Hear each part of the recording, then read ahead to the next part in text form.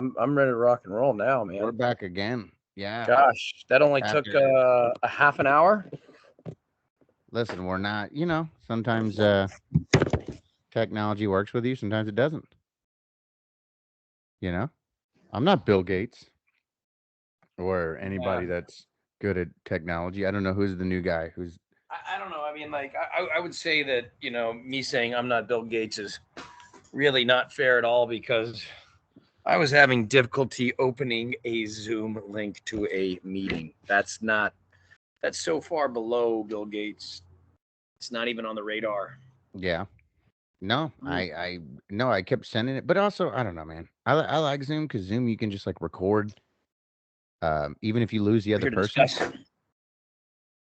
You Yep. know, you lose the other person, you can still keep the recording going. To whereas like I think like Skype just it drops both of them. Bummer. So my whole thing was like just in case you had technical difficulties, I could do like a cool little or signed off, like we did last time. I was able to do it like right before it cut out on us. So I was Yeah. happy. Like right when I seen That's you went happened a out, few times. I was like, I all think right. this is the good route moving forward. I like this. This is a lot easier to navigate right here. Okay, let's open that up all the way. All right. Um, you know, I think something that let's jump right into maybe a subject matter. Um, we were discussing on our first round of saying that this is Dan and Abram versus Life. We're trying to talk about issues that people go through in a real way, and hopefully by giving voice to those things, we can kind of pull it apart and dissect it. Those things that we don't always talk about, whether it was something like a miscarriage or a divorce, or trying to, co-parent, or going through a PTSD, or taking care of a loved one who is going through some kind of trauma. The spectrum is open, and it might be something as simple as making time in your daily life or whatever it is. The point is, Dan and I were discussing words, and I think that Dan came up with the wonderful world of how to navigate.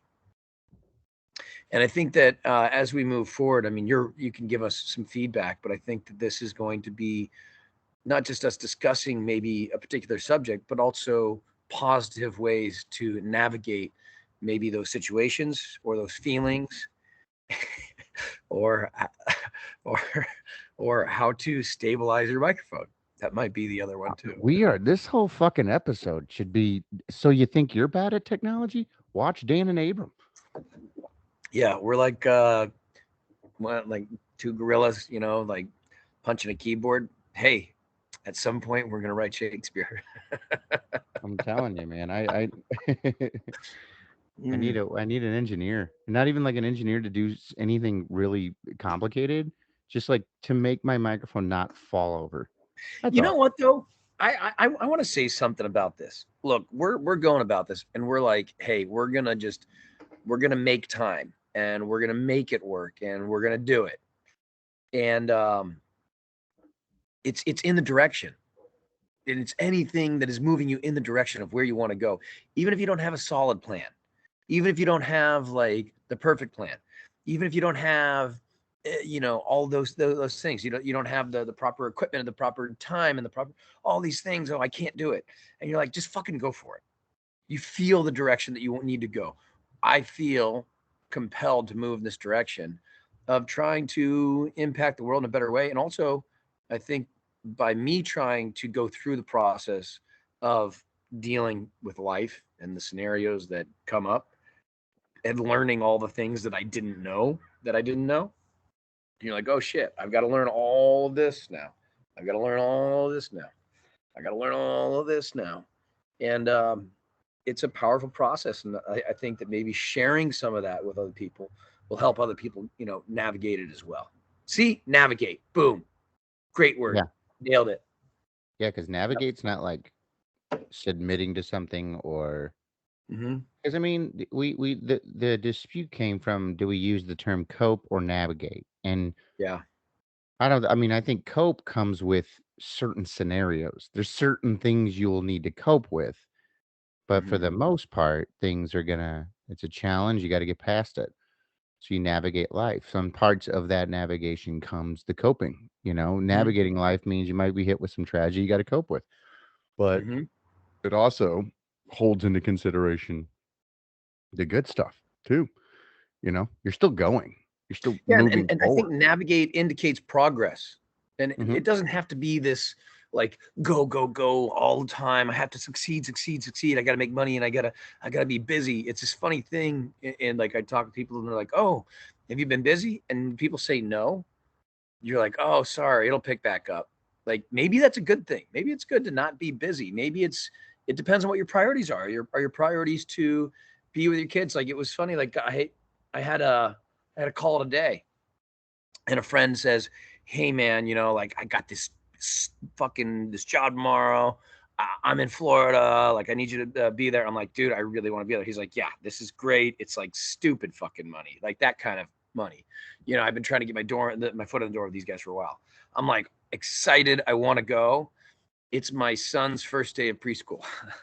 Ooh. Yeah, yeah, Is it already and preschool time for that it's guy? already preschool. Huh? Well, I mean, it's not preschool. Preschool. It's just daycare. Yeah. So, but what's really interesting, I was like, okay, this is like I'm shifting my focus, and I got to remember, like, yeah, it's good, like, hey, there's opportunity and there's work coming up, but I'm like, I want to be here for this. And for those of Mhm. you that are out there, like as far as the challenge goes, I mean, like Dan and I, the challenges. There's a lot of challenge fans with this.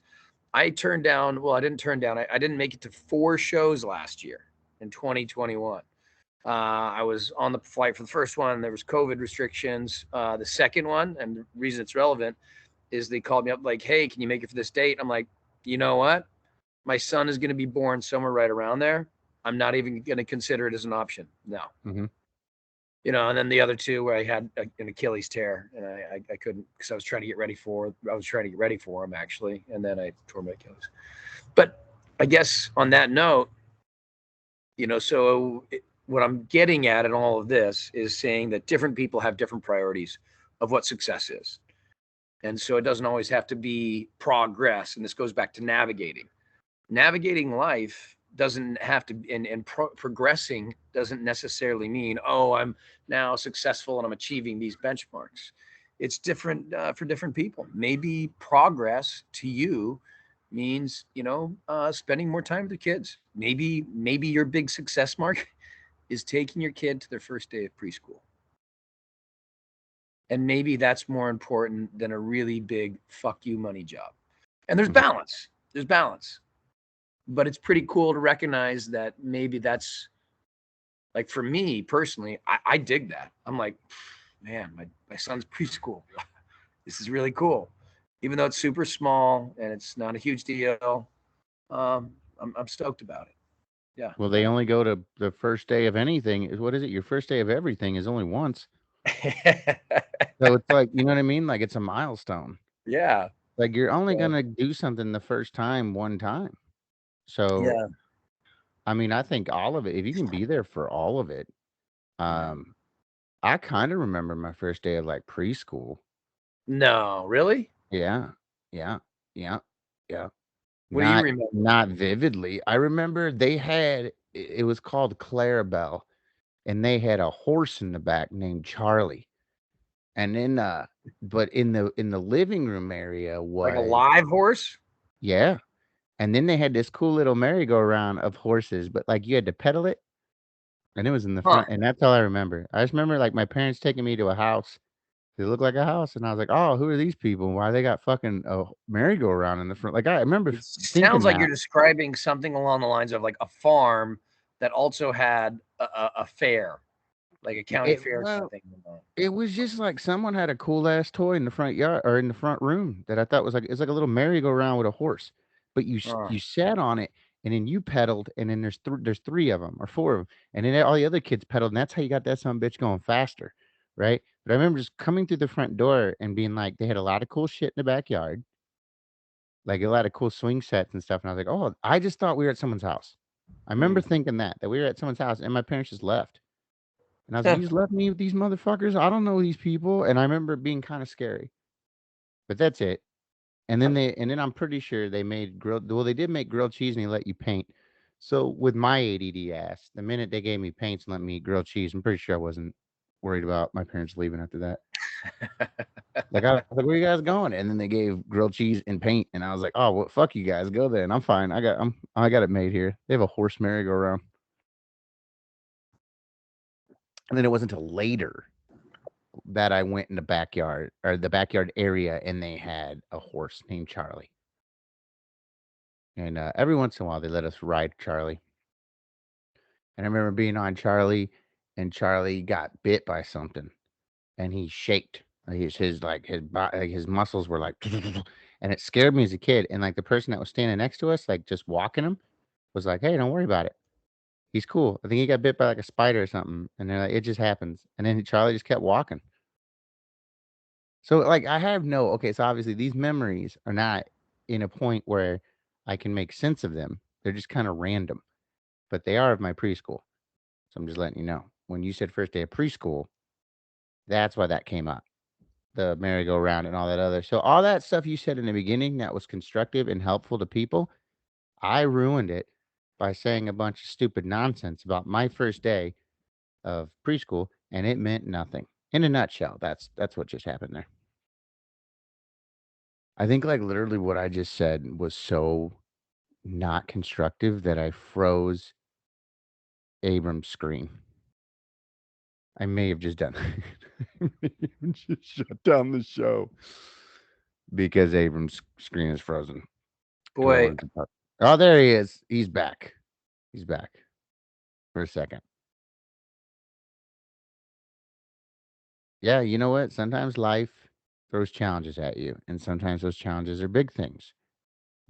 Like a project at work, maybe a problem in the relationship, a disease in the family, or sometimes your challenge is that your two hosts are not good at navigating. There's my word again. Uh, social media at all. There we go. Still waiting for him here. I can hear him though. I hear you. You there? there you go. I got reconnected. There we go. Yeah, man. Your stuff's like freezing, not freezing. What's going on? Where are you at? Where are you broadcasting from? The moon? With you for a second. Yeah. So yeah, but we're all set. And look at this. I'm going to send you. Hey, there you go. There you go. That's pretty cool. Yeah, don't do too much of that because I think you might freeze your profile. Let's not get too ahead of ourselves. But yeah, I think that should be the name of the episode today. Is Not Dan and overcoming Abram versus Live. obstacles. Dan and Abram versus Skype. Yeah, let me see if I can get inside. And maybe that'll make a difference. What part of town are you in? We're up in Palos Verdes now. Oh, you're in Palos Verdes? Yeah. Yeah, right now. I didn't know aren't you with your you're staying kind of with your grandparents, right? Or with your grandparents? I am not. You know what? I'm just gonna own it. You got your own place now. I'm not kind of. Yeah, I'm not. You know what? Here do we got? Here we go. All right. I'm not kind of. I am, Dan. Yep. And you want to find yourself in life at a point where you're gonna stay with family because you just got divorced, a few months after your first son, and you ask for help, and and it happens. And I had to do that, and it turned out that my grandpa lived right around the corner from where my now ex-wife lives, and so it worked out really well. I was going to be really close by. And then, it goes back to, fuck it. Let's just be real about, going through life and what's happening. That's the point, right? Mm-hmm. I suck at technology, and we're getting by.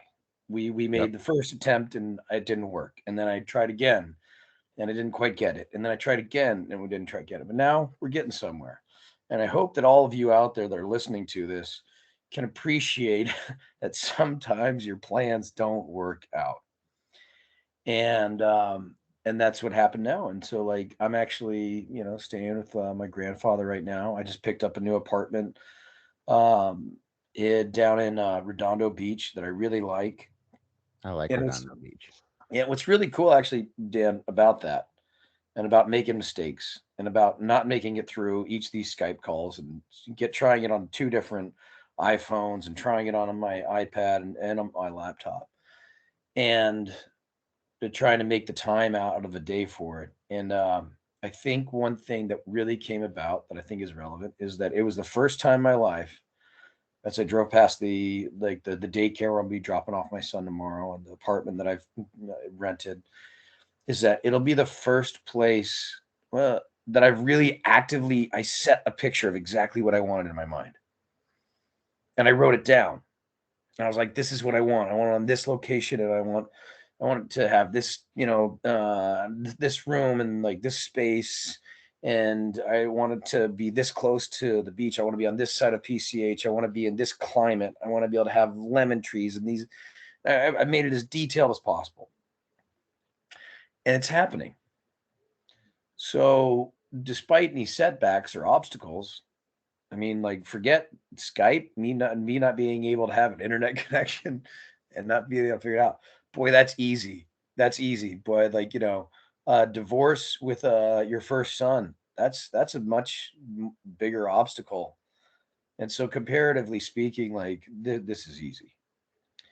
So, But it's symbolically like it's kind of like you said, dude. Whether it's a very big blow or a small one, you just got to keep trying.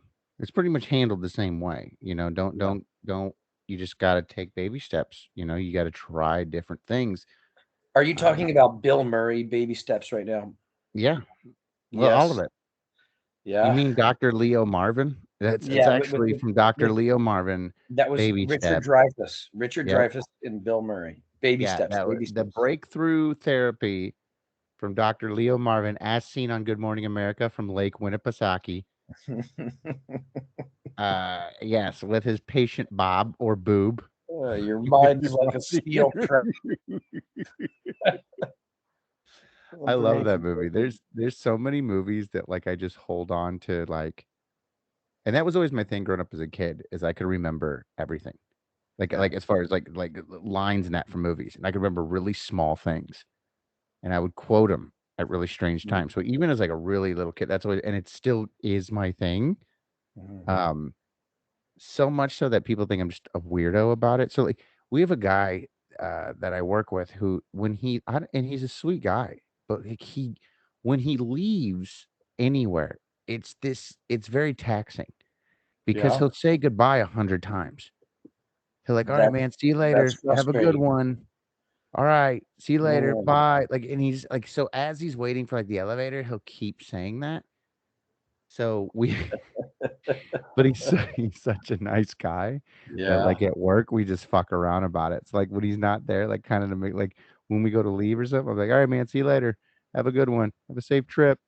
Make sure you don't go into the water 45 minutes after you eat." And then everyone will be like, "Yeah, okay. Tell your mom I said hi." Like, it's we just uh, keep doing it because he's the nicest dude. It's not like, you know what I mean? That's why it's like, it's not a huge deal, but it's just so funny. there But was anyway, there was a what I point. started doing, my Right. original point is like, did you ever see The Cable Guy? Yeah, of course. With Jim Carrey, okay. Yeah. When he's having that nightmare that Jim Carrey's, like, stalking him and he keeps banging on this door and he's like, "Cable guy, cable guy." They even did a Super Bowl commercial about it, which was really Mhm. funny, just recently. But even before that, he turned around, he's like, "Okay, I'm going." And he starts, like, walking, but he knows that old boy's looking at him through the so he just starts, like, crouching down when he walks to look like he's getting farther away. He's like, "See ya. Bye." Like, he makes his voice more so, I don't know why, I just always thought that was so funny. So, anytime that I'm anywhere where someone has, like, a looking glass, like, through their door or whatever, I will do that scene, and then with that particular coworker, because he's always like, "Alright, guys, see you later, blah, blah, blah," as he's walking out, like, I just started doing that. I was like, "Alright, guys, see you later," and I just started, like, squatting down and walking, and I'm like, "See ya, bye," and, like, everyone I work with is younger than me, so it's like Yeah. no one knows what the fuck I'm talking about. So right? So, I was like Uh, laughing about it. And then, like, yeah, on the Super Bowl, they did the commercial and they threw back to that movie. So it was almost like it was an answer to my prayers. Because I told everybody, I was like, like when I went back to work, you guys see the fucking commercial? mm. Like, that's what I do. When you guys look at me looking weird, that's what I'm doing. And they're like, oh, the Jim Carrey one. I'm like, yeah. Uh, So, oh, good. anyways, I have very weird uh throwbacks to everything. So when you brought up the baby Baby steps, steps. yeah, it's just like Bill I just, Murray, Richard Dreyfuss. oh yeah, it's Dr. Leo Marvin, Lake Winnipesaukee. Uh, Mhm. I love it. Yeah, that did a whole movie where she keeps going, that son of a bitch. He's like, she never says that. So if anyone says son of a bitch around me, I'm always gonna turn around and go, he never says that. And no one will know what I'm talking about. No one will fucking know, and I won't care. I wouldn't know either, but now I will. It's just funny Yeah. to me. Like I I've gotten to the point now where I just kind of say what's on my mind, and sometimes it just works. Like I don't, I just did a show like fucking last week, and this person was like, one of the host of the show was like looking, like got up on stage, and she's like looking down at one of the people, and like at Flappers in Burbank, the way the main room is like the stage, and then they have these tables that really line the stage. They're part of the stage. So you're almost like a stripper. You know what I mean? Like they're all are sitting right, and I guess they have like martinis where you put like candy in them. And like the host is like, "Oh my god, is that a martini with candy in it?" And like lady's like shaking her head. She goes, "Oh, that's just the coolest concept." And I got on stage and I was like, "I'm not that easily excited about your drink because I'm from Missouri and putting candy and alcohol is how we get kids to fall asleep." Like, and I just said it smiling. And then I'm like, people gave me a look, and I'm like, these motherfuckers probably think like in today's world, like, "Oh my god, is he advocating with candy and alcohol?" You know what I mean? And I almost wanna look at him and be like, "Yes, I am." You're so against it now, but wait till that fucking kid starts teething. You're gonna love it. Oh God. Oh, that's You're fantastic. gonna be feeding him shots. Mm. You know, I, I I don't know. talked with I talked with one guy, actually, speaking of teething and shots. And I remember I had talked with somebody, and they were discussing, being a dad and all this. And then I started opening up to him. I'm like, man, this has been, we've actually had a really hard time. And, I'm not going to go into details about, my wife or anything like that. That's hers. But we really struggled, and it really changed the dynamic in a really big way, in a lot of ways that I didn't understand even. And I started telling this other guy about it, and he suddenly was like, he'd had like three kids, and he was like, man, I haven't told anybody. I was hiding in the closet drinking. Like, that was how I coped with what was happening. I had no That's clue. how he navigated That's how he fatherhood navigated. He navigated. in Great a dude. closet with Jim Beam. Great dude, great family, three kids, successful, all that. But it's just interesting that, like, when you start opening that door, you start realizing, like, there's a lot of people that are going through the same things you are. And it goes back to where we started all of going down the line of which led us to candy and alcoholic beverages for kids, Yes. is baby steps with Bill Murray, and trying to progress or navigate through something, and trying to, like, say, hey, you know what, there's this, like, and I think about it all the time. I'm always trying to eat the elephant.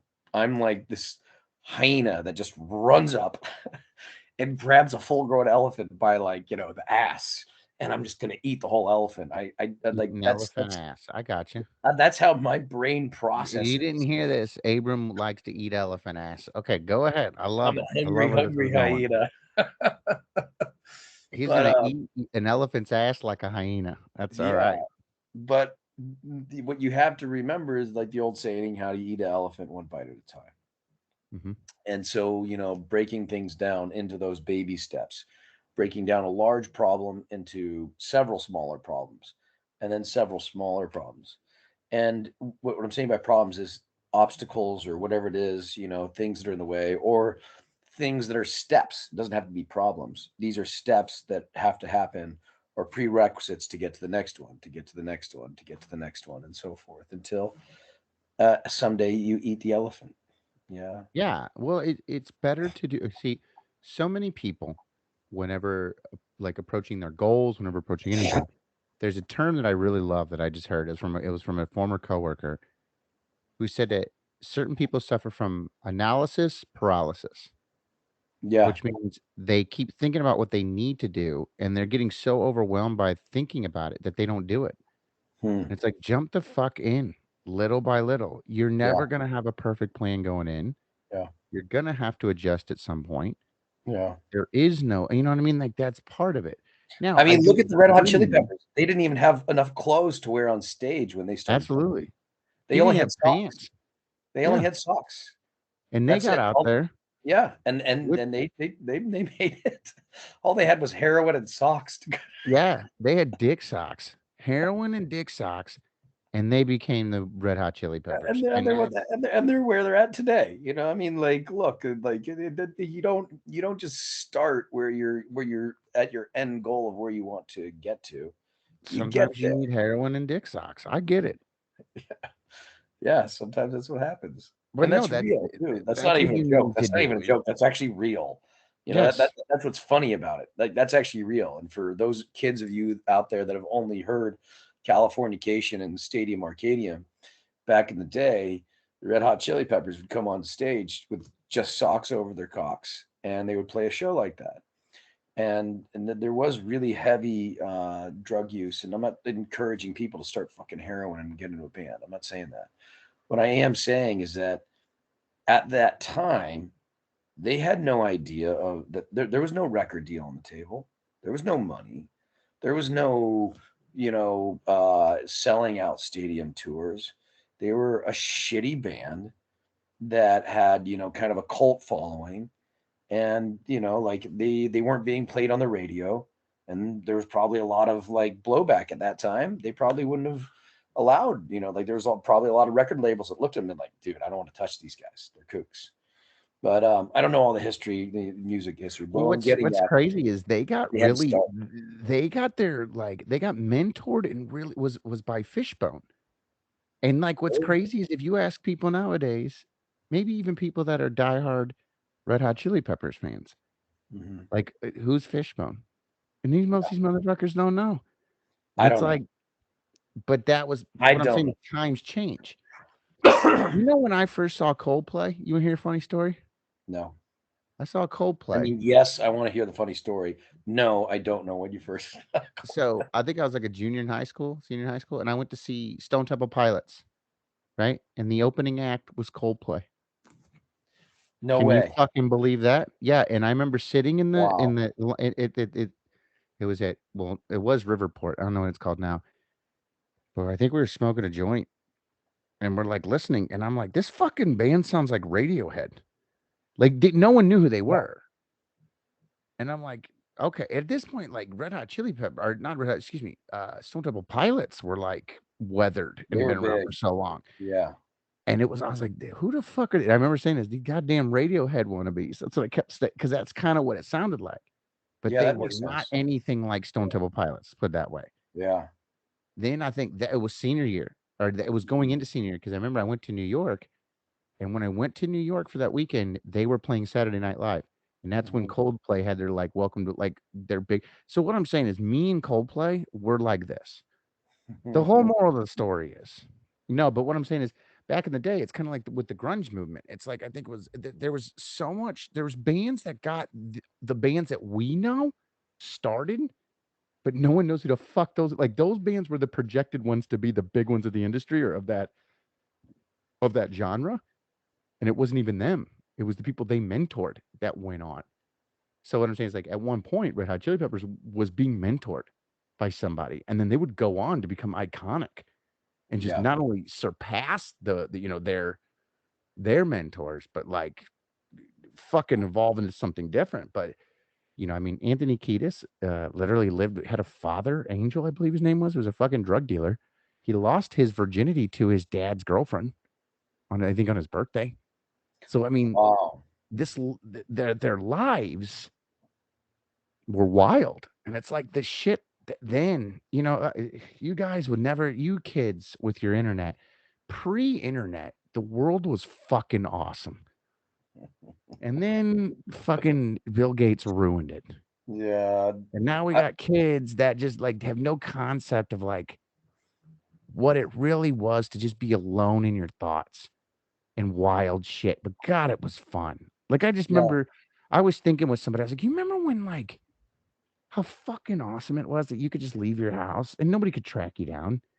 There's no phone. There's none of that shit. You could go on and do anything you fucking wanted. And like when you left your house, your Hmm. parents had no leash on you.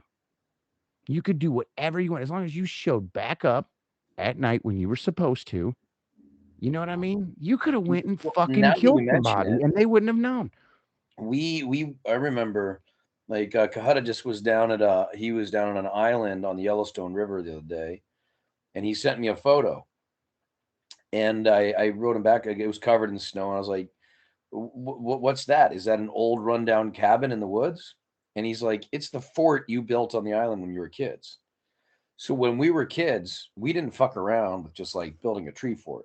We had a full Viking lodge, like built out of logs. Like it was, and you could fit 14 people or so. We had bonfires and like it would like had this open thing, but we just took driftwood and we stacked it up. I'm talking like, under 10 years old. And we were, Yeah. assembling, like Building getting structures ready for tools. combat. Yeah, dude, we were like setting up fortifications, you know, and it was Lord of the Flies. And then Yeah. like we'd go and then we'd go home. And so like we got to run loose. So when you mention it, it really makes me wonder what a different world to come up and be raised in. And a good example, I think I've mentioned it before, maybe, but I like using it is that when I tell, my younger sisters of Japan, the first thing they think of is maybe Hello Kitty. When I hear Japan, I usually think Pearl Harbor, Mhm. or I also think the 80s, a lot of motors, a lot of construction. And simultaneously, I also think about the current U.S. Navy relationship and military. So I think Mhm. about all those things. But what I'm saying is like I like my association with that goes further back a couple generations, not really much further back than that. You know. My first one So is Karate Kid, Mr. Miyagi. Uh, nice.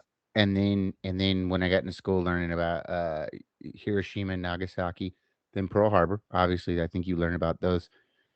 Yeah. So much so that when I got into the Marine Corps and one of my buddies was getting ready to go to Okinawa, I was like, dude, where Mr. Miyagi's from? Yeah. Yeah. So it's like, even after learning world history Yeah. of what things that actually happened there, as a Marine, I was laughing that my buddy was going to Okinawa, and I just kept picturing that he would be stationed in the middle of that village Yeah. with like with like fucking Chosen, the evil Japanese guy who kept like screwing people out of there, and then like his uncle who just kept screaming like Miyagi, Mhm. coward. That's all I pictured. I pictured my buddy would be just stationed in the middle of a village, and there's just an old Japanese dude just going Miyagi and just screaming the whole time. You know what? I really would like to get out into the countryside of Japan. I only got to go to Tokyo, and I got to spend an extended period of time, just wandering around. And by the way, Japanese cuisine is my favorite food for the entire world. You wouldn't think it. They've got a huge variety of food, wild variety of food, and I love it. Of Mhm. course, I also love that, like, I'd drink my beer and I'd have a sake, and then I'd have my bowl, and when I'd leave, the guy would follow me out into the street, like bowing, arigato, and I'm just like, dude, I'll come back. Like, this is cool, but yeah, Dude, and they don't like tipping. My buddy, like, well, a few of my buddies went over there for wrestling. Two of them almost got killed by the Yakuza, which is hmm. funny because they're two people that you would never think would, but it just proves that, like, if you're not paying attention, What did they do, dude. or what were So they one of doing? them, so I was both of just them, walking down the street, minding my own business, and the yakuza jumped me. no, Then well, how it's happened? kind of like I look at them and they both tell the story, and I'm like, okay, you shouldn't have really. I think if you're more aware, I think people need to be more aware that the Yakuza are a thing. and that they run a lot of the shit there, and you need to like be very respectful. I would definitely think that people that were in pro wrestling would know that because the Yakuza runs the major pro wrestling over there. But one of them is on the my other side project with my buddy Matt. My buddy Matt was was a wrestler, went to Japan, and he's one of them that almost got killed by him. And we told his story, which was that he was in a laundromat and he's doing his laundry and shit, and you have to wait like so long for your clothes to wash, and he's like looking over, and there's these girls, and they're kind of like looking at him and pointing and waving and shit, and he was like in his mind, he's like, oh, I'm gonna go work on my Japanese, he's gonna have a conversation. And he was literally like, hey, they were cute, it'd be fun, I'm not trying to fuck them or anything, but like if it happens, it happens, whatever. So he goes over there. Anyways, I guess when he's talking, they kind of like lead him into like some kind of like massage parlor. And then at this point, like some Japanese lady, just like older lady, just starts like talking to him, but it sounds really aggressive. And she comes over and like puts her hand in his face, and he kind of like freaks out because he doesn't know what she's saying. And I guess he like grabs her hand, and when he grabs her hand, like grabs her like that, like he winds up. It's the whole thing's scary, and she comes at him. He doesn't really know what's going on. It turns out they went to a brothel. The girls were leading him into a brothel. She was like basically saying like you got to pay to fuck him or whatever. I don't know. Long story short, dude, he grabs this woman and either like pushes her out of the way or whatever, is very maybe a little too forceful with her, but just to get the fuck out of there, and he runs. And they come to him later, and Too Cool Scorpio, which is like a well-known wrestler who was over there with him, was like, hey man, you just grabbed a mama-san who is like the Yakuza get mama-san, and they're gonna fucking cut you up if you like it. So there's another well-known wrestler who we all grew up with, who I won't bring into the story, who basically tells Matt, like, get your shit out of my room, because he was roommates with him. Just get your shit out of the room. I don't want you near me. So basically, it like they went outside or whatever. One of the guys went out, and the two Yakuza representatives basically walked up to them and started asking them like where Matt was at, and No way. explained that like what he did, like not cool. Like, so long story short, he didn't like. I think they got the point. He was fucking scared. I think in their minds they thought he roughed the woman up, like he attacked her. I think the narrative was different. Like they thought, you walk into my brothel, you like go after the women, and then you don't want to pay, and you push my fucking mama. So like that's I think what they thought. Yeah. So that's why they were like, motherfucker, you better watch it. Like you're gonna. So, anyways, long story short, he winds up sleeping in someone else's room, terrified, like in between the bed and the wall. And they basically get to the dojo, whatever, the next day, and they smooth it out. Like basically had to go talk to whoever they had to go to talk to, had to be like, hey, that wasn't what happened, it was misunderstanding. Please don't fucking kill him. So that's one of them, right? The second one is it's kind of like, all right, dude, like, yeah, you shouldn't have. I mean, yeah. So my buddy Jack was walking, and he seen a white prostitute in Tokyo. So it's like, what the fuck? Like clearly a white person, like as a prostitute in Japan, you're like, oh, I got to see what her story is, you know? So he goes over it, but like when he tries to talk to her, yeah, he's like, dude, you got to see. He's like, first off, it's Japan. Like, it's like there's a white, like either European or American fucking prostitute in Japan. Like, I need to know what's going on. So he goes over to talk to her, and then this other Japanese lady steps in front of another prostitute. She's like, "No, you talk to me. I'll do." Like basically steps in front of the girl, and like I guess she had seniority, and was like trying to get him to take her. And apparently, he told me, he's like, "Dude, she was ugly, just ugly, big face, like just had fucked up features." So I guess she said 500 yen, and he told her, "You'd have to pay me 500 yen to sleep with you." And I mean, that pissed old girl off. So she whistled, like did this fucking trucker whistle, like, and these headlights flipped on and like chased his ass back to the hotel. So I guess the fucking whistle means shit's going down. Well, I guess she got mad at what he said. Was like, oh yeah, motherfucker. Well, I'll have you fucking killed for that shit or whatever. Oh man. Long story short, dude, he runs back to the hotel. Same shit. He figures out what's going on. Like that's the Yakuza's prostitutes or whatever. He dishonored them, did whatever. So he runs back to the hotel. He's smart enough to call the fucking office and is like, listen, I think I just fucked up and I made So they called whoever they had to call. And then he gets a call back, and they're like, okay, we smoothed it over. Yeah, you can't just be doing that. Like, you can't just disrespect people's like You know, that's their area. So like you got to be Wow. polite but anyways, they basically he's like, okay, so he goes, they're not gonna kill you or anything, but just stay inside for until tomorrow. And he's like, what if I need to go out and get some? She goes, oh, they'll beat the shit out of you. Like basically saying, if you go inside, Wow. they're gonna beat your ass to like send a message. But if you just stay inside tonight, they're gonna have other shit to do, so they'll leave you alone. Wow. But like, yeah, so both of them, I think if you look at it from another angle, it's like, okay, yeah, you shouldn't have done that. But they also didn't know where they were at and who they were doing this to. You know what I mean? So it's Yeah. like a lesson learned. Like when you're there, Yeah. don't just understand that these are businesses that belong to other people. And like on the other end, they said, you know, I think where they kind of got fooled or were maybe too comfortable.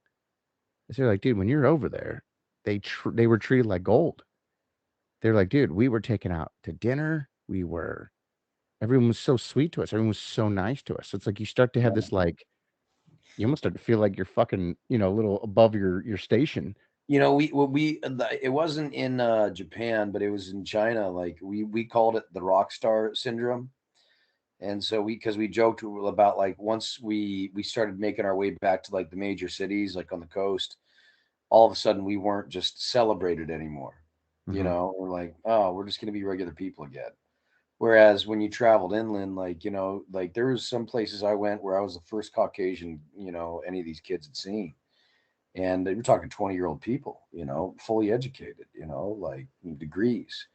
And I was the first Caucasian man they'd seen in real life. And it was very much just because you were so different, Hmm. you know, especially with the tattoos and the blonde hair, like you really stood out, you know. And so it was a very celebrated thing. It was fun. But then as we made our way back, we're like, oh, we're just regular people now. Yeah. Yeah, you're We're not just special anymore. we're not special. We're just gonna go back to America. We're just gonna be like less than special. Yeah. Yeah, that So was like, I don't know, man. I kind of like this sounds this sounds fucking this is gonna sound terrible. When I was in Iraq and we went down into the villages and shit, yeah. the way they looked at you was because there was like so much fucking like what they thought we were, what they were told we were, all this other shit is not really what we were. You know what I mean? Like a lot of Yeah. it's that like you're a legend, you know what I mean? Like some of them thought you were fucking evil, that you killed your mother to become a Yeah. Marine, or you know what Yeah. I mean? There was a lot of that shit going on. So they just looked at you almost like you were an animal, but out of like Yeah. fascination. Huh. And then there's other places where you went into and they're just very nice to you. They just didn't they just Hmm. seen you. Kids, that's when I realized kids, just no matter where you are in the world, they have that wide-eyed look at you and it's just nothing but pure honesty. Like they can't Hmm. be anything different. You know, they're just Hmm. gonna say what they feel. They're gonna like, or they're curious. Hmm. Um, that's I also gave a kid who never had Skittles in his life Skittles and watched it blow his fucking mind. That would blow my mind. Dude, he followed me around. I'm sure I've showed you that picture. Followed me around that village all day with no fucking shoes on, dude, in like hot sand. Just because I gave him Skittles, just hoping to get Skittles. So I gave him like I would give it to him like more every once in a while, but I had a gun. Everyone else was like scared of me. This kid didn't give a shit. He's like, no, you guys don't understand. What's in that dude's pocket is worth facing death. Oh If God. I get two more handfuls of these fucking multicolored little dots, he could literally blow my fucking head off afterwards, and I will have lived Wow. a completed life. Like Wow. that is, he didn't actually say that, but I could feel it on his face. Yeah. And Yeah. it was just so funny that like you go to all these adults, all these, and like none of them spoke English. You know, you had to like really little bits, and then you'd have like some fucking kid who's like 5, and he just starts spitting English like it was nothing. And you're like, wow, like What a cool connection. yeah, I don't. it's like you said, you're special. Like when you're around some place that like people are looking at you, and you can tell this is the first time they've ever seen anyone like you. Yeah. Like either at your nationality, your hair color, your skin color, whatever. It's like that's you don't run into that much because we are starting to turn so much into, especially the internet. Mhm. We're turning into like one world, but Well, like it and is like neat to have that. Like I like feeling yeah. like an outsider to some degree sometimes Yeah. because it puts things in perspective for me. Yeah. Yeah. It's like You we're know, all outsiders to somebody. You know what I yeah, mean? To some you have to place. watch it too. There's like this balance of like being a celebrated outsider, and there's also You're an outsider. Oh, And that I like the the, other way. I like the other way yeah, too, because I it's like like the celebrated one better. Yeah. the celebrated one's got is great, but like I kind of liked the fact that I walked into a situation where people probably had negative thoughts about me, Yeah. and then watched them as they realized I wasn't what they thought I was going to be. Yeah. You know what I mean? It's like when they're told that you're just this heartless killer that you're going to do, and then you actually ask them how they're doing. They're around you for hours, and you can just see the confusion. Like they're Yeah. waiting for you to just be what they've heard you were, and you never are. Yeah. And you're just kind of like, what the fuck? You know, it's like it's that whole like I don't know. And in some degrees, they didn't care. They still threw rocks at you and just said fuck your, you know. But other people were just like, you know, once they learned that you weren't, and they warmed up to you and they came up and talked to you, and to watch that happen was really neat. Now, of course, it's fucking dangerous if you're ever in those situations. You're in a very dangerous situation because, especially if someone thinks that you are something terrible, they might think it's just a matter of their own defense. You know, to like. But hey, if you're in a situation where I was at, that either way you couldn't choose. You were going to spend that day with them. They could hate Yeah. you. They could contrive against you. Could do whatever. But like by the end of it, they're looking at you going, you know what? Even at the very least, they're like, they're not what I thought they were going to be. You Yeah. know, I thought they're going to come in here and just be evil, and they're actually smiling at us and giving us shit.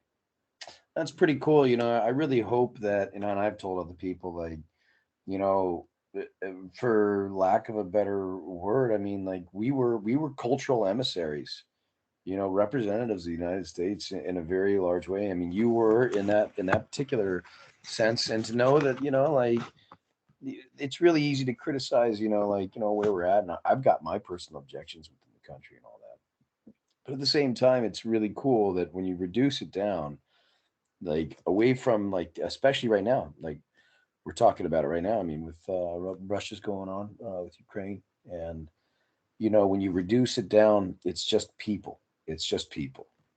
And Yeah. like I had a friend send me some article about China and the coming war with China, and like all these things. And I'm like, look, I tell you what, I am so glad that I've been over there, because I can tell you, like you may read these articles that are put out by these different places, but they're trying to achieve something with the article they're putting out.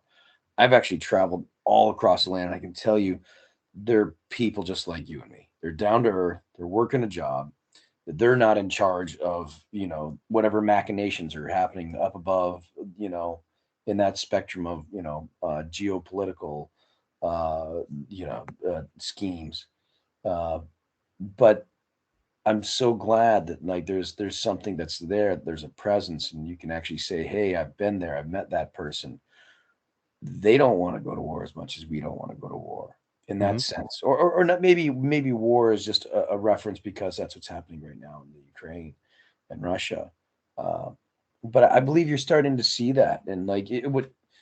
This is off subject, but what's interesting when they first did, like when Vietnam started, it was they had video and all sorts of photography access that they didn't have before, and they started showing people war.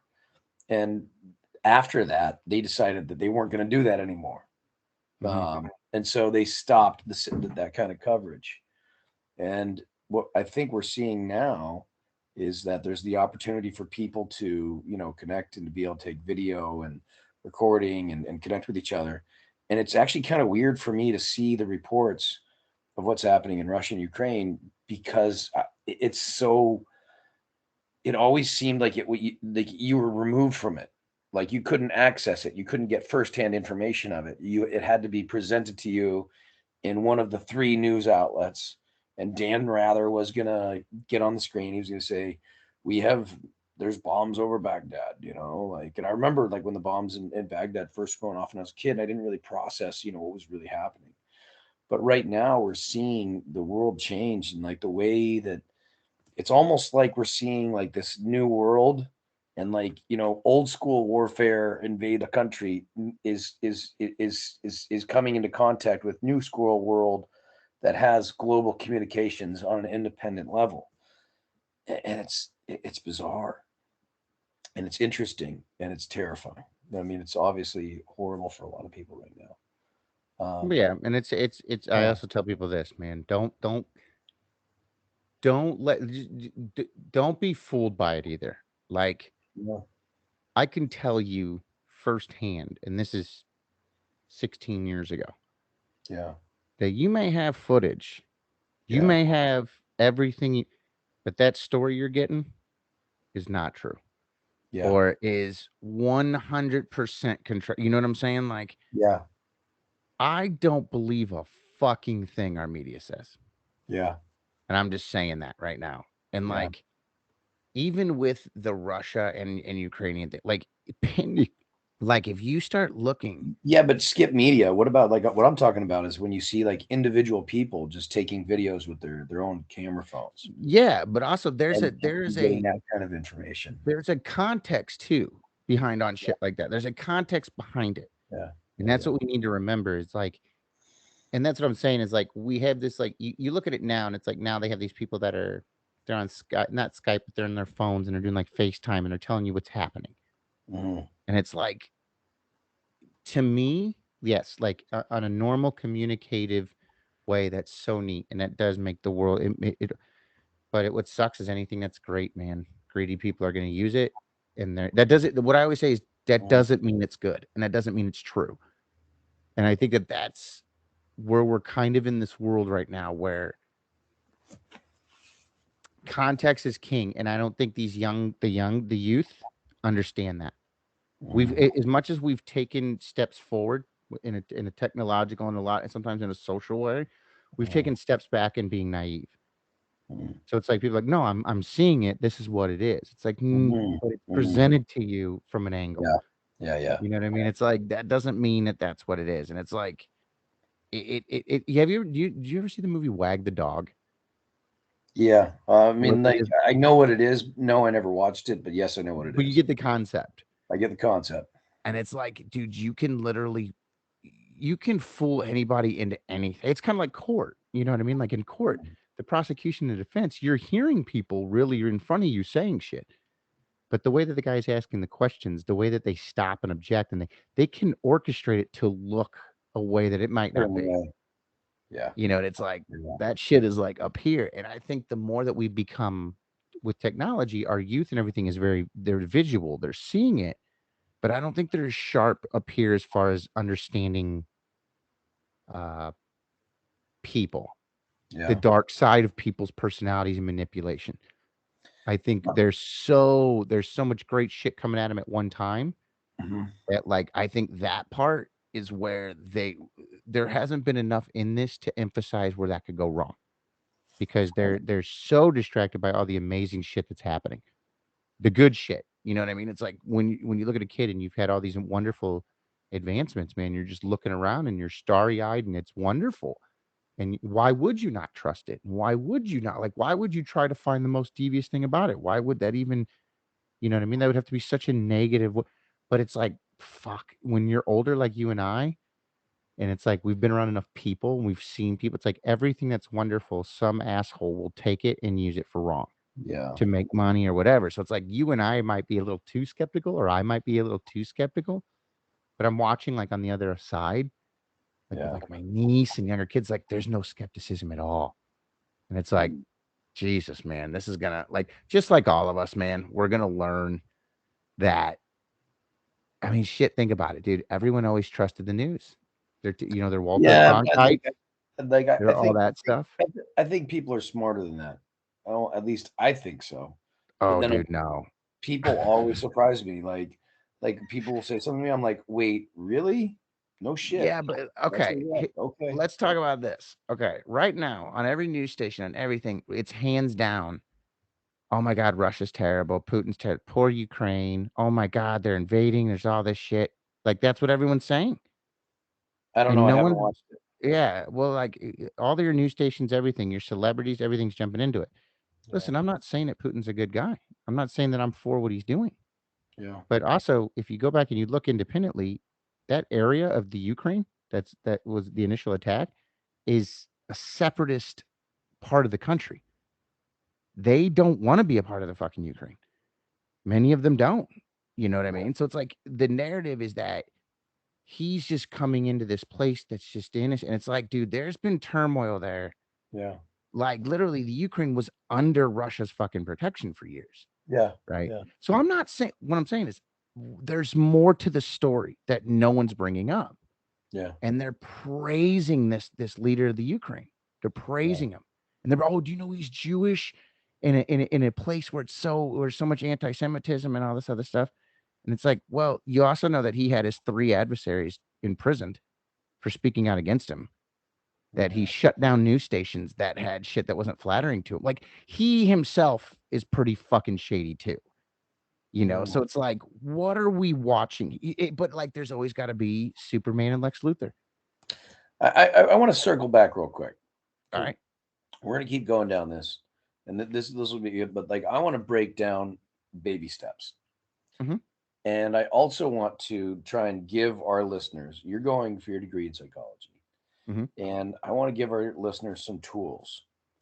And I'm not trying to cut you off, but we could start going down. We're going to go down a rabbit hole. No. Yeah, and it wasn't about the It's specifics. good. It's just what it's saying is guys, we all there's a trust me. You may think you know everything because of your media and everything, your technology and all that, but the world is still a mystery, and you shouldn't lean 100% with all this confidence because you're gonna look like an asshole. Because I guarantee you, no matter how you're getting the story, is you're getting part of it. So just my whole thing is to be humble, step back, let shit happen. You know what I mean? Like, don't jump right in. And I'm watching a lot of, in American culture, everyone jumps in with their fucking opinions like that, super quick, super loud. And it just was like, when you were talking about people are smarter than that, I was like, I don't think so. I think what we're seeing more and more every day is a bunch of clueless motherfuckers that just have an echo chamber and they just spit what that is. And they don't care. So let's nail that right there. There's something we can tag, and there's something we can help people navigate. So here's something to navigate as we speak about all these things. The reality is that I'm not saying like don't be involved in and aware of what's happening in the world. Do what you can, where you are, with who you're with. Try and give a little bit more effort towards that than what you're giving towards other places. Like say for example, it's like when people like I'd use the example, people really get caught up on president and who gets elected president.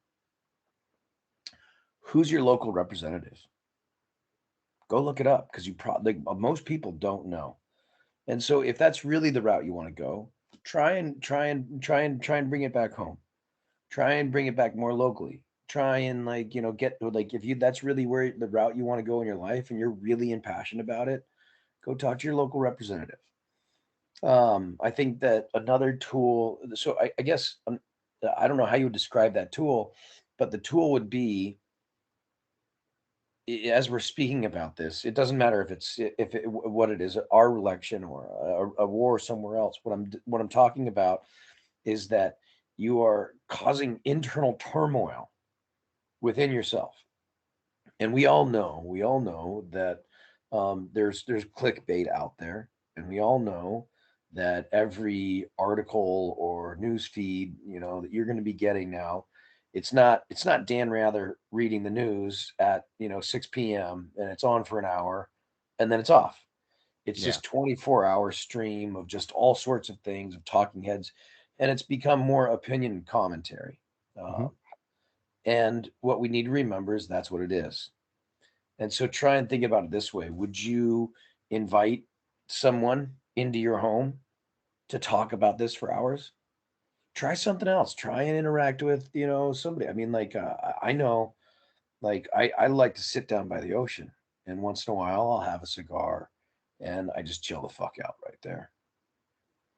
And actually, now that you mention it, I haven't really looked at my phone.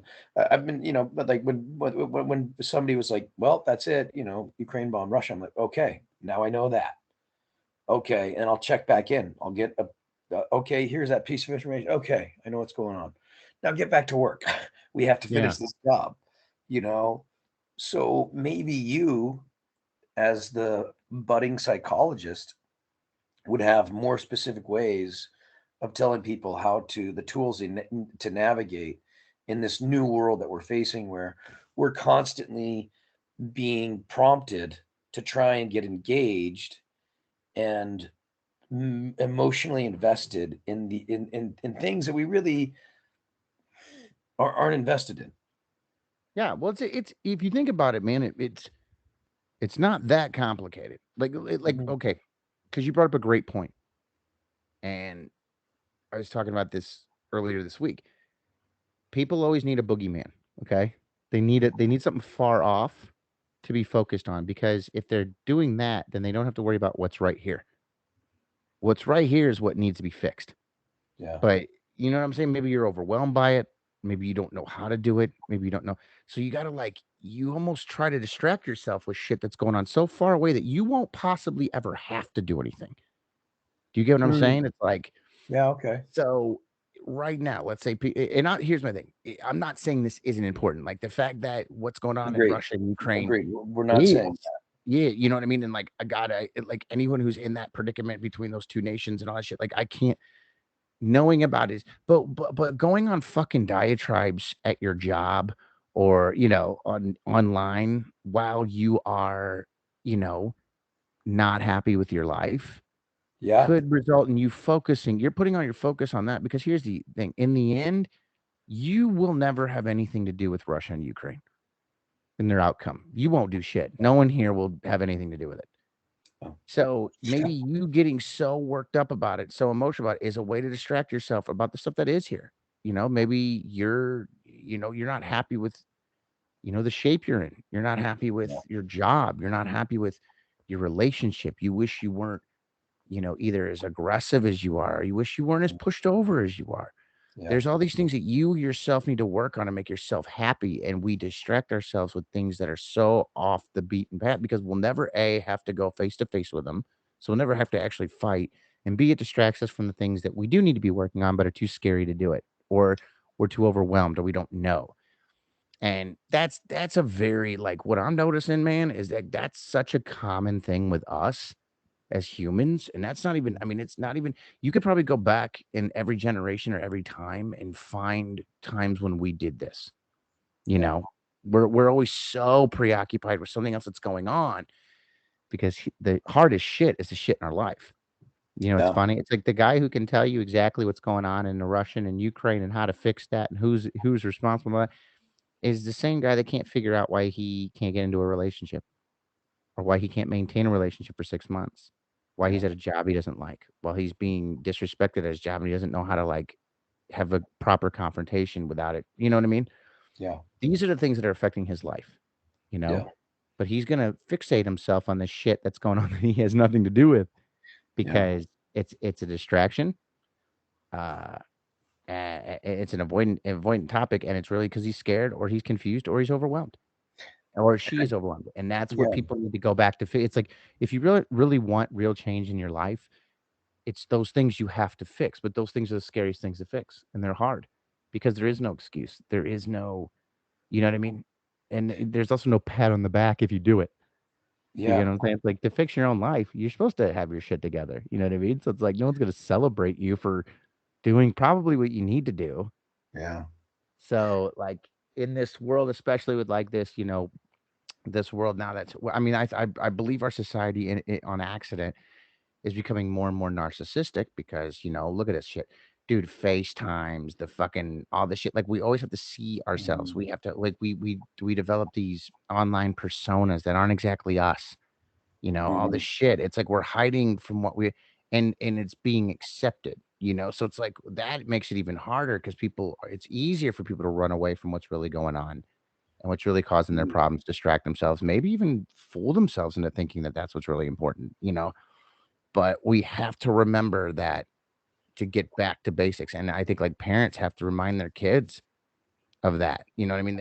I think we just, like I said, I think we got too enthralled and too excited and too wide-eyed and bushy-tailed on all the cool advancements that happened, that we didn't think about what negatives could come from it. Sure. And Sure. I And like think we need to take a step back and start yeah. analyzing that now, and Yeah. you know what I mean? and just And getting everything in order.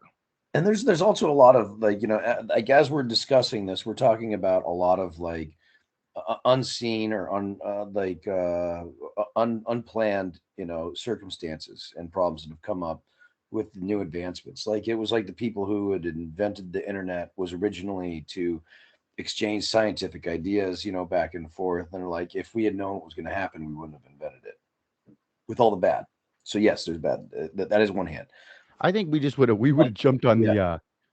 we would have jumped on fucking like I said, some things that came up from it, we couldn't really foresee that coming. You know what I mean? No, And we I don't think couldn't. it's yeah, and I don't think it's anything that we can't fix. No, and But I like just that's think what it's we need to remember is that like, yeah, but it's hey, look, time we need to. It's like there's also good. And yeah, it's like I think three things quick. One, you just touched on is that we've talked a lot about like, oh, there's the good old days when we were kids and we were pre-internet, and we've talked about like it keeps coming up, technology affecting the way our lives are run or how we lead our lives. And the other day we were doing ours, my battery ran out and it cut short. But I really wanted to touch on number one. I really think there's a huge opportunity for our generation of millennials. I've been looking around and I can tell you for certain that I see across the board in most industries that I'm in, there's people that are retiring. And however it works out. I know I did Malcolm Gladwell's Outliers, and there's his, he talks about, oh, you're not special. It's just if you were born at this time in this place, and it's like, okay, yeah, but there's also a little bit of you're special. Like you did something that got you to that place too. It's a balance, but there is something to be said for the fact that right now, in my opinion, I'm not an anthropologist, I'm not a sociologist, and I can't tell you what the current trend is. But what I can tell you is that like what I am seeing across the board is there's a lot of people that are too old and they have to retire. Like everybody's like, bitching about, Mitch McConnell and who's the other one, Nancy Pelosi. Like I guess, I don't even fucking pay them any goddamn mind. But the reality is they're fucking old as shit. mhm. And they're like, look, in the politest way that I can say that, and they're gonna go away. All right. And they're gonna retire, they're gonna die, whatever. And there's opportunity. I mean, people forget, like, John Kennedy, 40 years old. You know what I mean? Like, that's a reality. So the millennials, and I'm not talking about just politics. If you're like, I tell God all the time, he talks to me about taxes, and I keep telling him, run for office. You need to run for office. You don't like taxes? Run for local office. I totally Mhm. support you. I'll back you. And he and we totally disagree on all sorts of shit. Yeah. He'll start talking about like this kind of bordering on Reaganomics, and I'm like, that's fucking stupid and horse shit. And he thinks Is he something like else. libertarian? I don't know why I just see Cut as a I don't know. libertarian. I think that Like would he make like sense. But like honestly, like I don't really think that he's one. You can't take him and put him into yeah. this like, oh, and it was like I've had conversations with him, and he's like, yeah, but you're a Democrat. I'm like, I'm not a Democrat. Okay, so Yeah. I don't buy into all of this horse shit, two-party system, and I got to think this way. I'll go by a case by case basis of what each bill is and what it is, and then I'll go from there. But if you try and tell me everything I think point blank, and I just have to accept that, I think that's the dumbest fucking thing. I have to choose red or blue. Go fuck yourself, dude. Yeah. 300 fucking million people, red or fucking blue. What is this? The fucking challenge? Fuck off. It's not the Hunger Yeah. Games. You know? No, that's right. I definitely like with Yeah. I always tell people, I'm like, dude, with my thoughts, I'm like, Yeah. dude, I will look at you and on the same sentence or same conversation where you will hear me say probably the most liberal thing in the world, Yeah. you might bring up another subject and I say something and it's like totally on the fucking conservative. Like Yeah.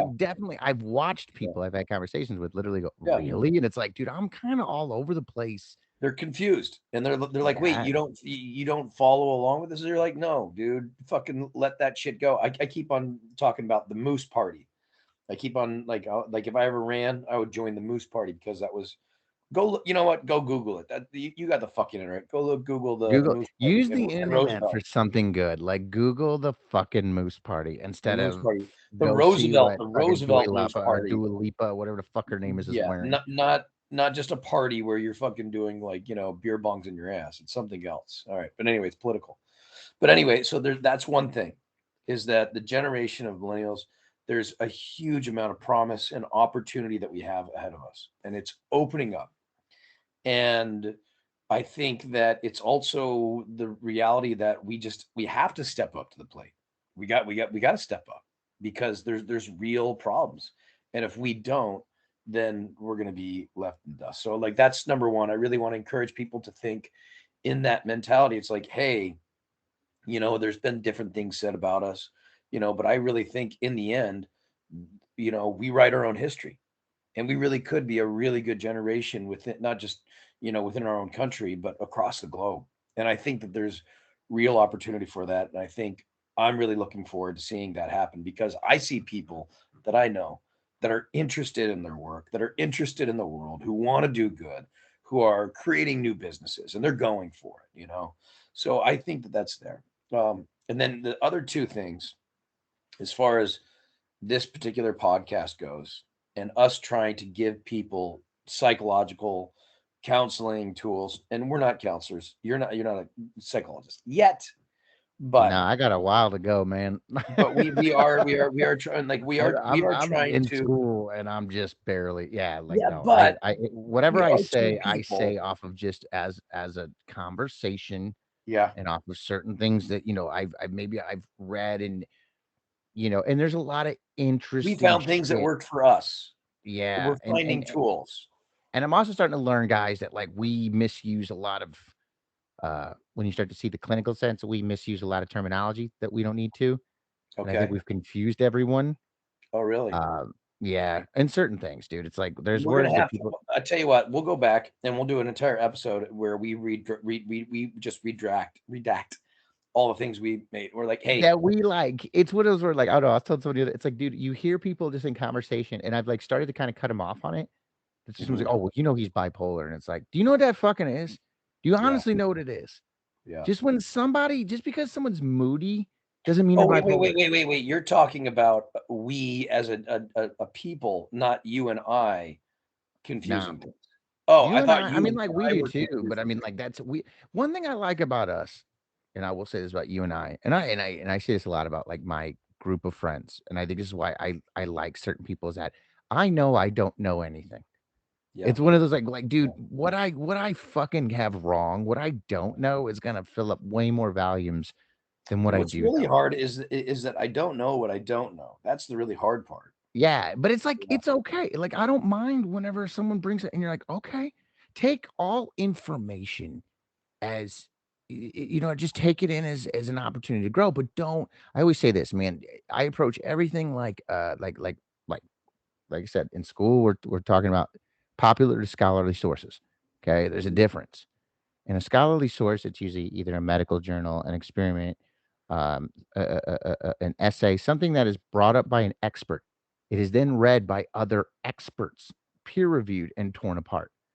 Mhm. So the only thing that is in it is fact or established fact so Okay. far. Yeah. These are interesting because it's a sharing of ideas, and it's like the medical and scientific community welcome to be disproven or welcome new Yeah. thoughts and all that Yeah. shit. And Yeah. they're so great about it. And that's how they learn, and that's how shit gets good. So to read those and to see it from that element, and then go, and I guess that's why I was like kind of on my like hard on about the media. Because Yeah. like whenever we approach political differences in the media or anything, it's always like this person's a piece of shit and we're right. And it's Yeah. all opinions. To whereas it's Yeah. like I'll read some of these like, and it's just like two sides going, listen, I get what you're saying, but also here's what could happen with that. So let's bring that up. And then, another side going, okay, good point. But also in his defense, this could happen. And another person, well, in his defense. And it's like everything that it makes sense. It makes sense where they're going. It doesn't completely disprove. It just kind of, so you see like a scientific method going, and then it just keeps you from going off the fucking rails either side. And that's the Mhm. best way I can say it. And I like that. And so like in my life, I always picture like, dude, when you take in information, before you make it concrete, You should always Yeah. give that peer review formula to any kind of information. I always say Mm, that if you think this is it, like said, person A does this, you need to take your ass to sources and then go see what the opposite side says, yeah. see what their point is, and see, you know what I mean? Like, and don't just go with what you like. Really honestly do it before you commit, because we're letting ego take over character and intelligence. Yeah. And that's one thing I will say in today's world that we're doing more of, that needs to be scaled back. It's that Mhm. we're under this illusion because we have so much information that we're smarter. It's like, no, you also have a lot more bullshit in between your ears. Yeah. If there's one lesson that I would definitely go back and want to learn from our elders, it's the character. Yeah. Learn character. Not like, you know what I mean? Yes, there's shit that they believe that we should, and we're evolving in our socio-political beliefs and as people, and that's wonderful. But back in the day, they held themselves to a standard, and it was a good standard, as far as like, you shouldn't do this, you should take care of your neighbor, you should be, there was all these things that were wonderful that we never needed to. And I just watch us become more and more self-absorbed, Yeah. self-involved, and we don't really take the time to realize that we're just a small bit of something fucking huge. We So really don't. maybe And so it's like, I want to see more of that. I would really like to see more of that being driven home, because I think that would help us use the technology and the advances that we have in a better way. I think one thing that we could sum up that's a tool that I've been learning and I've been having to practice and I still don't have, but it's starting to grow. I did baby steps. I did a little bit, and then I did a little bit, and what I'm seeing is that I've done so many little bites that I'm like all of a sudden I turn around like I just ate half the elephant, so to speak. So, and I think that the way to summarize it as a counseling tool, as a navigational tool that we can give you and we can share with you, and maybe you'll share our navigational tools with us for life. But it's to respond, not to react. And I think it's relevant, especially with the echo chamber and people firing off opinions online, or you know, um, choosing to respond instead of just knee jerk reactions. And it's really easy to do, especially text. Boy, and like somebody fires something at you and you fire back, and it gets escalated really quickly, whereas maybe in person it wouldn't escalate quite that quickly. People might check themselves a little bit more. But anyway, try and think about that just in your life. Just try and think about responding, not reacting, and try and find a couple instances where you can do that. And it might be something as simple as just like if with your online interactions or commentary, or even if you get like a headline that's clickbait and you send it right over to somebody else, which I've done it to Dan, like I've done it to people, Oh, dude, and, I've done and it. it I've done it a happens. million fucking times. But you can start to try and practice that, and that's the one thing I'd really like to like and send us your feedback. Send us a sample of a story of when you responded and you didn't react, and like is that it, like I hope that's making sense. And what it is we have control of our own choice. We don't have control over Putin and Ukraine and geopolitical and all this other shit that's going on. We have control over ourselves and our own choice. So, somebody comes in, you can into that space, you can just react, or you can say, how would I like to respond? Who do I want to be? How do I want to be? And be conscious of it and kind of take a beat. And maybe your response is no response. Maybe you don't need to get emotionally invested in like a commentary on Twitter about who's right or wrong and who's got the right opinion of what's the right policy in Ukraine. Maybe you should chill the fuck out and put your phone down for a little bit and go for a walk. Yeah. That's all I got. Just trust me, guys. You don't like, I was trying to tell someone this. I said, don't make that war come to you any faster than it has to. Because Yeah. as someone that's been in a war zone, the reality of it is it's terrifying.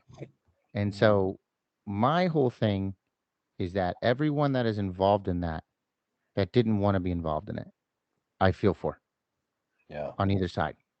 Yeah. That didn't want to be a part. Like, trust me, as much as we try to paint a picture, there are people in the Russian forces that don't want to be doing this, but they're not in a place where they can say anything. There are people that are in the Ukraine right now that don't side with the separatists, that don't side with, and they're getting shelled and shit, and they're terrified. And we should feel for those people because they don't get to make the decisions, but they're sitting right in the fucking middle of it.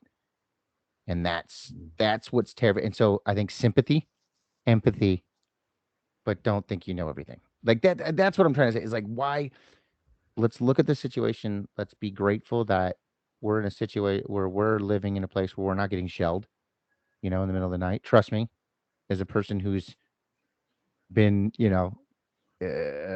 in artillery attacks, it is fucking terrifying. There's nothing more terrifying than explosives falling from the sky and not knowing when the next one's going to get you. Like it is just a fucked up feeling. So the fact that those people are going through that, the fact that for anybody that's in a war zone and maybe they don't want to hurt somebody, but they're going to have to because you know what I mean? They don't have a choice. And that's Oh, the kind of shit I think about.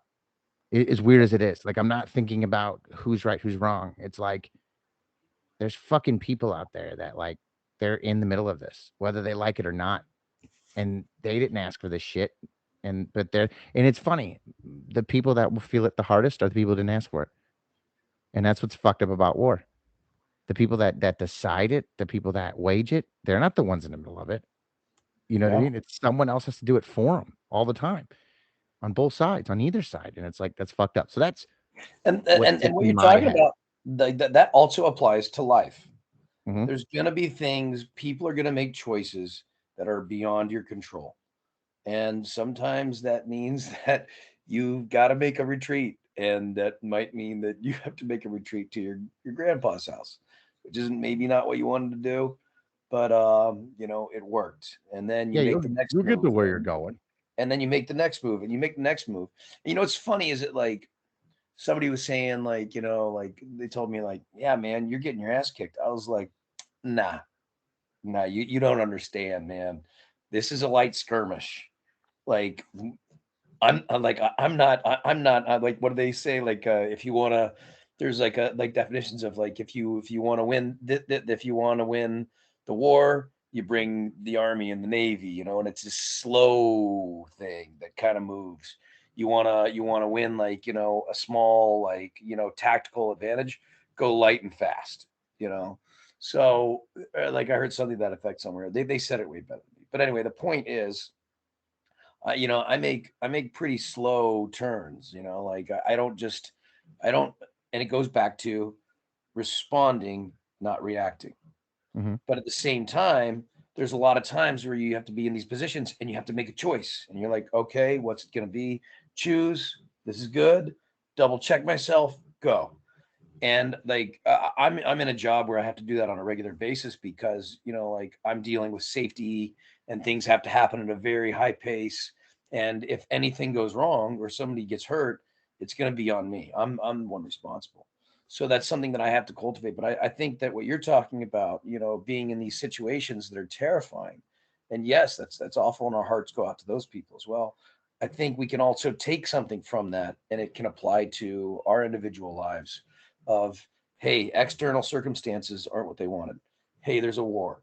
Hey, there's a recession. Hey, there's a housing market bubble and it crashed. Hey, there's a global pandemic that's killing, hundreds of thousands of people. Hey, you've got family, crisis, whatever it is. And you say, okay, how am I going to respond, not react? Send us your thoughts. Send us your ideas. Send us, Also, hey, remember, if you don't get knocked back, you're not trying hard enough. Like that's the way I was always taught. If you don't really? have a huge setback, you're not trying hard, or you're not really doing it. Because if you're really trying, I mean, basically with trying, you're gonna have setbacks. You're gonna make a mistake. You're gonna, you know what I mean? That Yeah. shows that you're really going into it. You're really charging. So it's like I don't see stuff like that as like negative. It's like if you're having to recuperate, or what am I saying? Rebound. If you have to rebound from something, at least you're in the action. Yeah. You're doing something. You know what I mean? If nothing like that's ever happening to you, are you really even living? Are you taking Yeah. any chances? Are you even really getting the most out of this life that you could? You know, I want to follow on that. That like because I've talked about, I've had to make up my retreat right now, and I was talking with a friend, and there was an incident that happened with my ex-wife now, and I started cracking up laughing, and I said, we want to know something.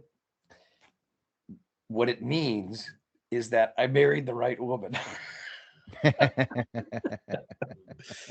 because she's a ferocious tiger and a super powerful woman. And that's why I was extremely attracted, and that she was just all the things that like I could never find, in any man or woman. She was way more courageous and brave than me, and in a lot of different ways. I won't go into that. But what was funny And is remember, that's your son's mother. So it's yeah, like at one point where you're like tearing your hair out because you're like, but then you're like, dude, all that ferocity is protecting my child. yeah, yeah, it's It's great. like all outlook. It's like, yeah, Yeah, maybe it causes me some like, yeah. frustration, but all that energy is also protecting the thing I love the most. Yeah.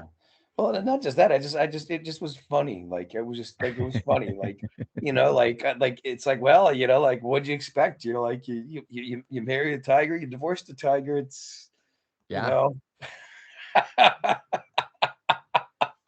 No room for pussies.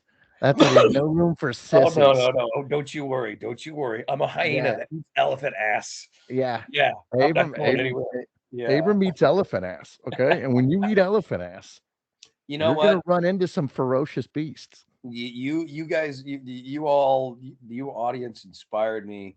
I've got a new painting I had done the sketches for years ago. It's a pack of lions eating an elephant.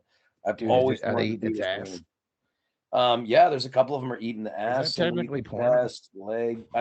Like you're inspiring me to get back and get a big canvas, and that will be a painting that will maybe make some updates as that goes on. Can I just see like a hyena's face and then just ass cheeks around it? And he's just getting all up in that ass, dude. Just Uh, that all up in reminds it. me.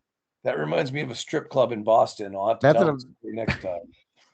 can the elephant look kind of in pain, but then Yeah. kind of like intrigued? Maybe a little column B, a little column A. Yeah. Well, it brings us a lot to think about. So no, I think that's cool. I think no, I agree with you. And just in conclusion, man, like if you're trying and you're going after things, it's not always gonna work and it's gonna Yeah, knock you to the ground. But that's also like, I don't know, man. It's that whole it's where the action is. It's yeah, like there's that fucking this is a stupid reference to bring up, but I love it. It's that there's a movie Ready to Rumble with like yeah. David Arquette. It's a wrestling movie, right? But there's a part of it that's like I really like. And the old man is like beating up, he's in the hospital bed. And he goes, go for his strengths. You always go for your opponent's strength. And the guy goes, I think he's a little weary. He means his weakness. He goes, no, you go for the strength right up the middle because that's where the action is. And that's when you're living. And it was like the most badass thing to like Wait, what movie is this? Ready to Rumble. All right, I'm gonna go check it out.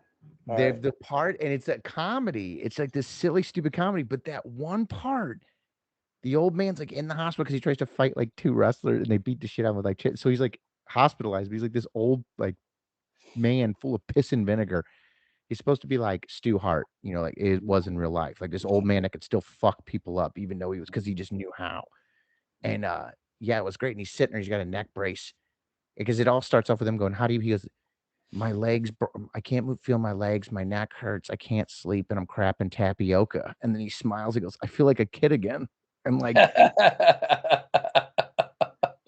he's so excited because it's like Yeah. he always is that guy. And then he's like, yeah, just remember one thing, go for his strengths. And the guy's like, I think he means his weakness. He goes, no, go for the strength, go up the middle, go right up the middle, because that's where the action is. And that's Go right living. up the middle because that's where the action is. And that's living. And it's I, like, I, I really need to get after it and do a couple of t-shirts because we've got a few good like go right up the middle. That's where the action is, and we've because also you got always should eat fall the back like elephant ass. if you think about it, if you have their weakness, you can always fall back on that. But part of you should always test yourself. You should always be testing yourself. And why would you you want to test yourself against the best? You If know, you don't do the best, then you'll always second guess yourself. So it's like I love the basis of that saying is it's like, no, yeah. go for what's gonna kick your ass because you'll Dan, get more out of it.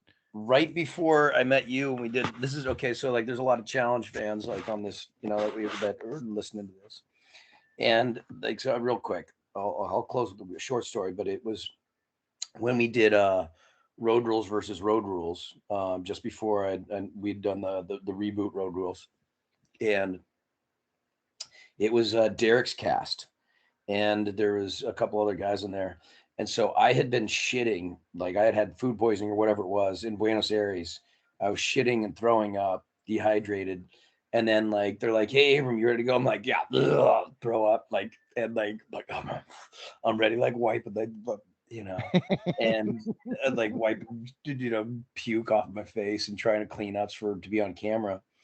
And as we're walking on, I don't remember who told me to do it, but he's like, "Yeah, you should just run up and tackle the one of them." And I'm like, "Good idea." And so when we went to go meet the other cast, I just started sprinting right at him, and I looked for the biggest guy right in the middle. I think his name was Patrick. And he was, I mean, I maybe weighed in at maybe a buck 60, maybe a buck 75 at the time. And Patrick was a UPenn wrestler. He was an Yeah, I always Ivy heard League Patrick was wrestler. like a badass. Like He was, someone, I forget who said it. They were yeah, like, I was like, who do you think could beat everyone in a challenge or something like that? And someone was like, Patrick. dude. It He was was like, he I was a never stud. heard of him. And they're Dude, like, he was no, he was that a stud. I motherfucker. mean, you don't get to wrestle at an Ivy League school and not be a Yeah. stud. You're a fucking stud. And he was like he was like 6'1", 6'2", probably had me by 25 pounds easy. But anyway, I just stayed in a dead sprint. Never seen this guy, never met any of these people in my life. And I didn't slow down one tick. And I just went straight for him. And we hit. And like we just started wrestling on the ground, on the spot. And like that's how I met Derek. Was like Derek was yelling, screaming, "Get him, Patrick, get him, Yeah. push him, get him!" Like right on the spot. And he pinned me, and he totally got me. I mean, like, which is like if I had pinned him, that would be very impressive. I'm not that good at Well, I wrestling. was gonna say that fucking dude, it's like you said, like those guys are they're Yeah, very good. but then what was funny is we stood up, and I was like, "Hi, I'm Abram," and he's like, Yeah. "Hi, I'm Patrick." Yeah, like But I don't anyway, like I dude, forgot about that that. that's always been like I don't know when I would Mm. God, and I can't say anything about the challenges because every time I was on them, I was so fucked up. Like either so nobody really got the but there was a part in my life where I Yeah. had that thing where if I you know where I saw someone that was really good at something and I was like, Mhm. I wanna especially like full contact anything. It was like I want to experience it. I want to see how good you are. Yeah. And it was fun. And it was like even if I got beat, even if I got hurt, even if something got like I respected it. It was like kind of like I don't know, like I never got like mad, Yeah. or anything like that. It was like, dude, like I remember when I was in the Marines and we were doing hand to hand like McMap. And there's a couple times where I was like, I wanted the instructor. I was like, Yeah. I want to ground fight with you. I Yeah. want to see how I do with you. Like, How'd fuck that this go? shit. Like, I want to see how I size up against the dude Yeah, who's the but best at it. how'd that go? How'd it go? Yeah. Oh, dude, there's a couple times where it went really bad. W- oh, dude, one time it went really well. I was in Hawaii and I went to a Yeah. stalemate with them. They couldn't get me to tap or anything like that. And it was pretty good.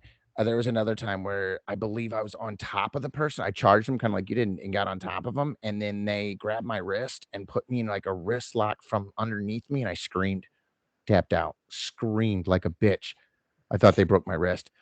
There's another time where the guy like knife edged me in the back of the head, like towards the side, and my vision went all fucking crazy. And then he like pulled me over into an armbar, and I screamed again. Like it was. There's definitely like you. I learned like it's like you said, motherfuckers are the best, or they're good for a reason. You know what I mean? Yeah. You're not just that. You worked at it. You figured, but also I learned a lot But from they it. had to get there too. They Yeah, didn't they didn't just start there. Everybody starts at the beginning. We all start and we all have to learn and we all have to make mistakes. And that's how you learn. You ask questions, you get better. But yeah, And now I know you can, in fact, tap out to a wrist lock while being on top of the person. So I oh, know yeah, to look for that now. I wouldn't have known that. Now I yeah, know that you can, if someone gets you in a badass wrist lock, they can make you tap from any fucking position. So now I know protect my wrists because they're dainty and they're not very strong and it's a weak point. You know what I mean? I don't know. Like even with every failure is something you learn, yeah, and for the future. So I mean, it's optimistic and it's how I used to be. And um, I mean, I was always the idiot. Even in pro wrestling, I'd be like, dude, thumbtacks. And people are like, no way. And I'm like, well, I want to know what it feels like. Like there's always that thing, like, I don't know, man. I want to get thrown on them. Like I mean, like I can't just walk away. Like I want to know what that's like. Barbed wire, I want to know yeah, what that's like. Because that away, it's like you just have that experience. yeah, But also as I get older, I'm kind of like, fuck that. Like if anyone brings anything yeah. where it's like that's pain, I'm like, nah. Well, there's new challenges in your lives. I mean, like we do Yeah. new things. But in my 20s, definitely there was that physical. I want to Yeah, see where I size up.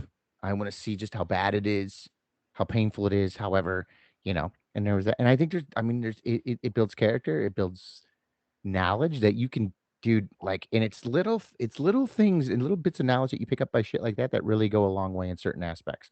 So, yeah, that's why I always encourage people, get out there, do it.